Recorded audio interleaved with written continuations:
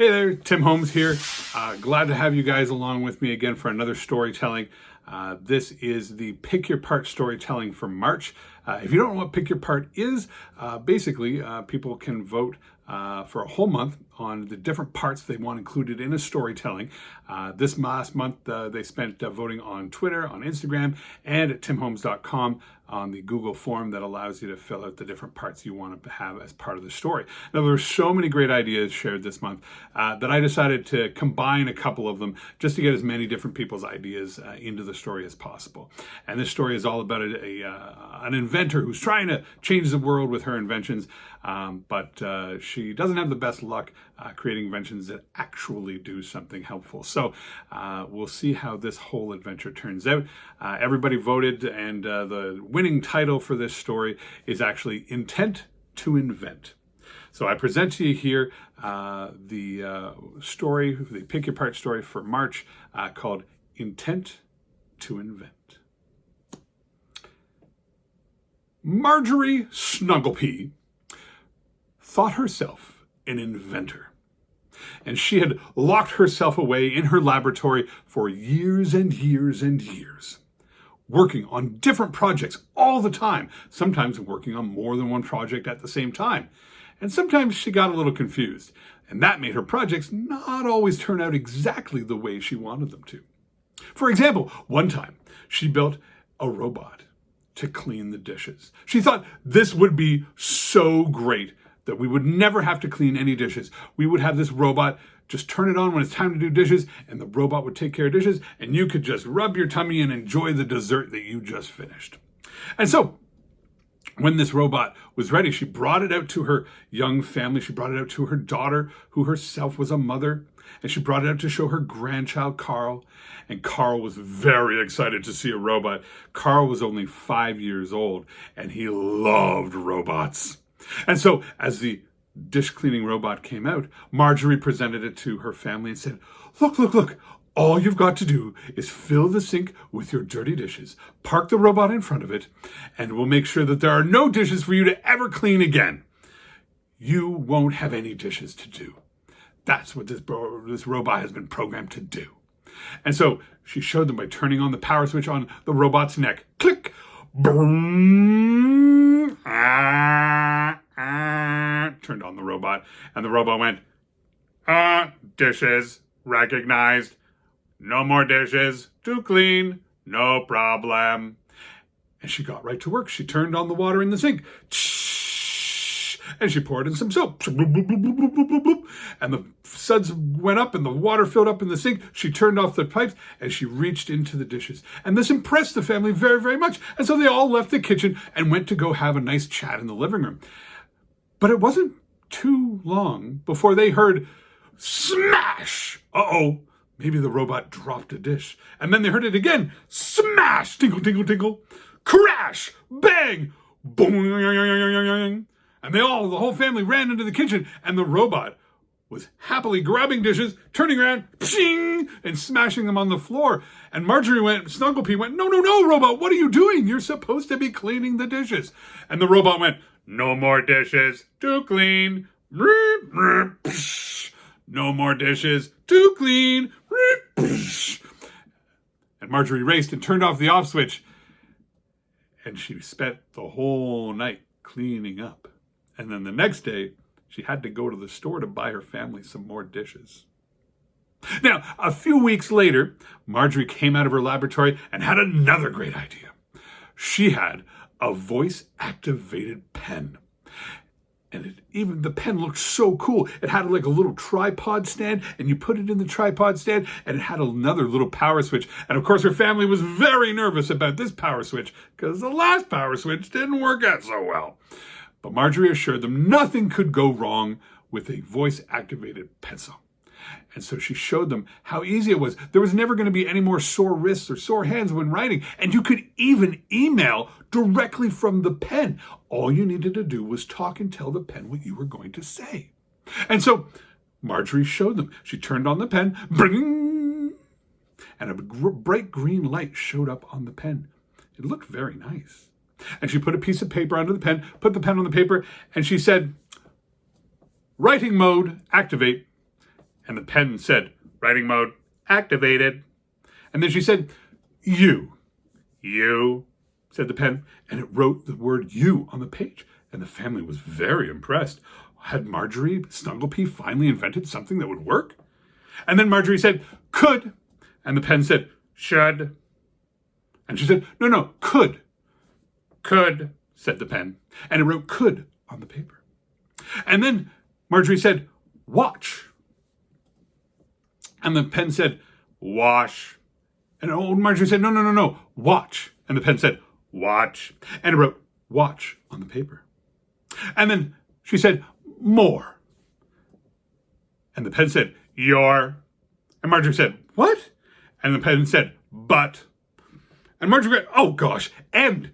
And the pen said, send. And oh no, you can't, no. To Aunt Flo, said the pen. Sending, you should wash your butt. To Aunt Flo. And away went the message. And everybody stood there in the family with their mouths gaping open. Did we really just send that message to Aunt Flo? And then the phone rang. Yeah, that's right. Aunt Flo was on the other end. And she wasn't very happy. That took a little of explaining to do. A few more weeks went by. And Marjorie came out. Everybody was relaxing in the backyard. It was a beautiful summer afternoon. And she came out and said, I have the best summer invention. And everyone went, Marjorie. And she says, no, I promise. This is a spectacular Marjorie Snugglepea invention that can't fail. Your drink. How long have you had it out here in the hot, hot sun? A little while, said her daughter. And she said, watch this. I can make it ice cold like you just took it out of the refrigerator. I have a special solar-powered drinking cup, and it cools your drink the entire time. It just takes the energy from the sun and make your drink cold. And everybody was very impressed with the idea, but they were very nervous because this was Marjorie Snugglepea, the inventor they were talking to. So they very carefully poured the drink into this special solar-powered drinking cup, and they put it on the counter, and on the counter, and they poured the drink into it, and they waited for a moment. And Marjorie said, "Now take a sip." And so her daughter took a sip. Oh, that is ice cold. Have you finally done something amazing? This is so great, Marjorie. And then she passed. Carl wanted to try. Carl said, I want to try. So they passed the cup to the cooling cup to Carl, and Carl went to go take a sip. Bonk! Oh, ow my nose! Ow my nose! Everyone looked at Carl, and Carl had an ice cube, a big cylindrical ice cube. The whole drink had been frozen into one big ice cube, and it had bonked Carl on the nose. And that's when Carl went, "Oh, it's too cold, too cold." And he passed it back to his mom. And his mom went, "Oh, too cold, too cold." And she passed it back to Marjorie, her mom. And Marjorie went, oh, definitely too cold. Everybody, quick, inside. And they dropped the cooling cup in the backyard, and they all ran inside the house. And they watched as the backyard froze over with ice up the fence, up the side of the house, up the side fences, into the neighbor's yard. And finally it stopped. It took 2 days for the ice to thaw. Marjorie went back to her laboratory, and she was more discouraged than she'd ever been. Maybe she'd spent her whole life trying to invent something that would change the world, and nothing she came up with was ever right. And that's when her laboratory door opened. Creak! And there, standing with the bright light pouring in, was the silhouette of young Carl. And Carl looked at Marjorie, his grandma, and said, "Grandma, can we play? I miss you." And Marjorie said, "Yeah, let's go play, Carl. Being in here I'm not coming up with any ideas being in here. Let's go play. Come on." And so she played all afternoon with her grandson, Carl, and they had a wonderful afternoon. And they would share hugs and snuggles and kisses, and they threw balls back and forth. They had a great afternoon.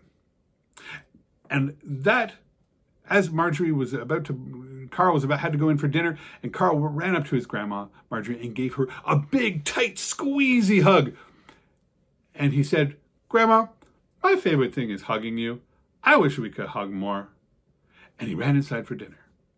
And Marjorie sat there in the backyard, sad that she had not spent more time with young Carl and getting to know him and having more time to hug him. She had maybe wasted all of her time with all these inventions. But then she had an idea different than any idea that had ever occurred to her before. This felt different. This felt tingly. She had goosebumps on her arms, and she thought, I think I have an idea. And she ran into her laboratory, and no one saw her for 3 weeks. And then she came out of her laboratory one afternoon with a very big smile and 2 puffy jackets. One jacket was about Marjorie's size, and the other jacket was much, much smaller, the perfect size for Carl. And she called the family over, and she showed Carl the jacket that she had for him. And Carl was very excited to put on something brand new. And he put on the jacket, and she said, "Carl, I want you to give me a hug." And so Carl ran up and gave her a big snuggly hug, and Marjorie gave him a big snuggly hug, and then they let go. And she said, "Carl, now I want you to press the little heart button that's on the front of your jacket." And Carl looked down and goes, "Okay." And he pressed the heart button, and his eyes went really big, and his mouth dropped open. "Grandma, how are you hugging me from over there? Your arms aren't even on. I can feel your arms around me." "That's right, Carl. This is my hugging jacket. And it recorded the hug I gave you. And now anytime you want a hug from me, all you have to do is press the heart button." And Carl pressed it again. "Oh, Grandma, this is the best thing ever. Everyone will want one of these, I bet you."